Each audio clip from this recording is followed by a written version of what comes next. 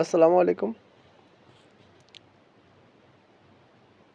আজকে ভিডিও সামনে আসা একটা উদ্দেশ্য, আমি ১০টা বছর প্রবাস জীবনে কাটিয়ে দিলাম।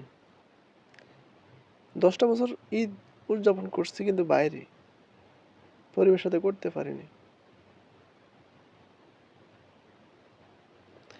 এর চেয়ে দুঃখ আর কষ্ট যারা প্রবাসে কাজ করে একমাত্র তারা বোঝে।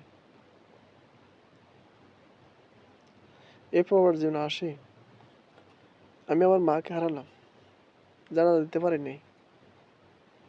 এখন বর্তমানে আমার বাপ আছে, সবাই আমার বাবার জন্য দোয়া করবেন। আল্লাহ যেন হায়াতে তৈয়বা দান করে।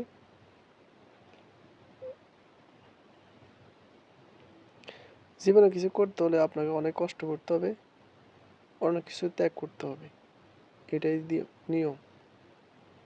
পুরুষ মানুষ কষ্ট, পুরুষ মানুষ কষ্ট বেদনা সর্বদিকে।